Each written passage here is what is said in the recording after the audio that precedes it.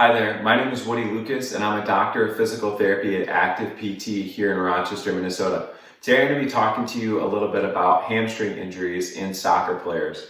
A little bit of background on me, I was a college soccer player and so I'm passionate about working with soccer athletes. When we look at some of the most common injuries that occur in soccer players, hamstring injuries are definitely high on the list. The hamstrings are important for changing speeds in soccer, particularly when we're accelerating into a sprint or when we're decelerating and trying to slow down and change pace in reaction to what's happening out on the field. So today I'm going to show you just a few of my favorite exercises for early in the hamstring rehabilitation process, and I'll kind of demonstrate and talk through each of them. The first exercise I want to show here is called a hamstring isometric. There's a bunch of different positions that you can show this exercise in or perform it in, but today I'm going to show it lying on the back. I like this exercise for early in the rehab process, usually in the first week or two after the hamstring injury when things are still a little bit irritated and still a little bit sore. So for this exercise, what you're going to do is lie on the back with the knees bent. And you can kind of lie anywhere for this. So lie on the back with the knees bent like so, and you want the knees to be bent to about 90 degrees. And what we're going to do here on the side where you have the hamstring injury is you're going to work on digging your heel into the ground by bending the knee. So the motion we're going to look for is trying to bend the knee like that. Now in an isometric, by definition, you won't actually be moving the leg, so the knee won't be bending or straightening. You're just going to pull and activate that hamstring muscle as if you were going to bend the knee. So again, this is the motion we're after, trying to bend the knee, and we're just going to dig the heel down into the support surface. And during this, you should feel the hamstring muscles activate along the back side of the thigh here.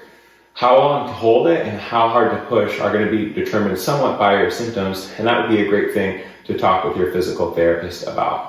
But this is a great exercise for early on in the hamstring rehab process, and oftentimes can start strengthening up the hamstring without flaring up the symptoms too much.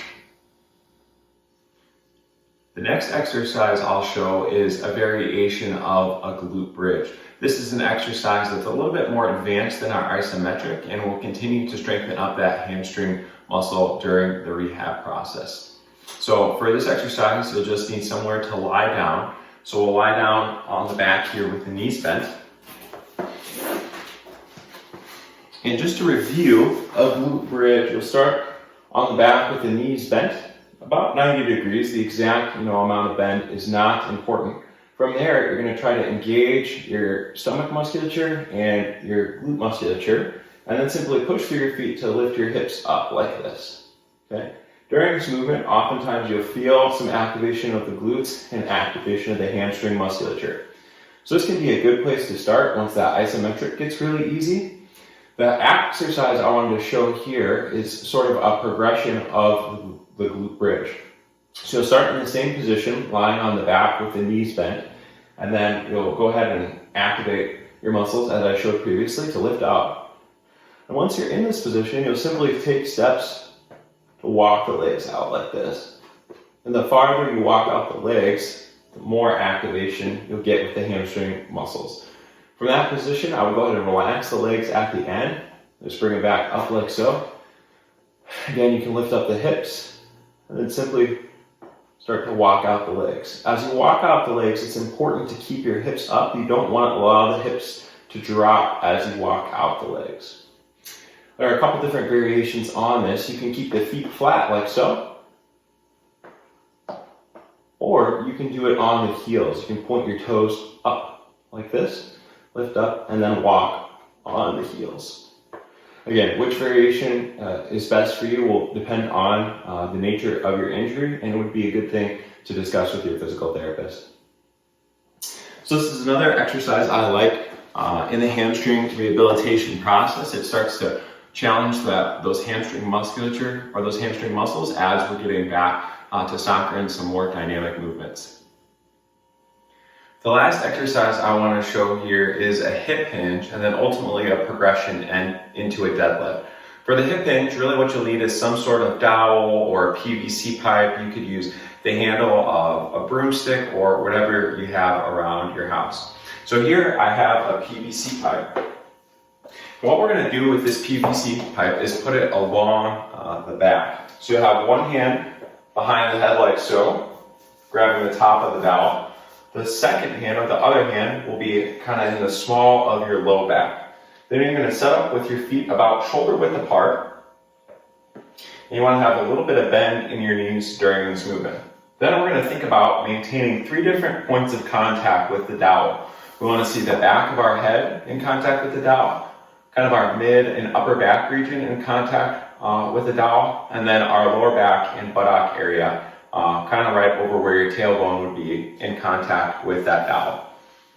So we'll get set up in that position. We'll get those 3 points of contact, the head, the upper back, and then where the tailbone is.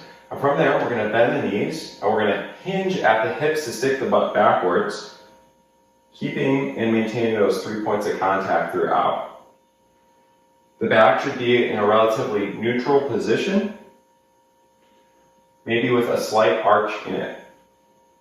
What we don't want to see is for the upper back to really round out and have the head come off the dowel. We also really don't want to see the lower back round out a ton and press against the dowel so that you get this gap between your tailbone and the dowel. So again, it should look like so, maintaining all 3 points of contact throughout. This is a nice movement that gets the hamstring muscles active, gets them shortening and lengthening, which provides a little bit more challenge than some of the exercises I showed earlier in the video. The progression of this would ultimately be to add some weight to it. So here I have just a light kettlebell, and essentially you can hold some weight in your hands out in front of you. The feet are still going to be in that same position at the start of the movement, so about shoulder width apart. And then you're going to utilize that same hinge pattern that we demonstrated with the PVC pipe there. So holding the weight, the arms would stay nice and relaxed. You would bend the knees a little bit, push the hips back to bring the weight down like so. Squeeze and engage the glutes to bring you back up. As this movement gets easier and easier, you can begin to increase the range of motion, and ultimately we're hoping to get that weight all the way down to the floor.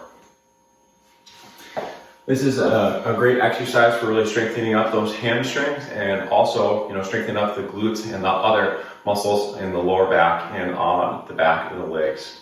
This is typically an exercise that would be used a little bit later in the rehab process, but is great for helping soccer athletes get back out on the field.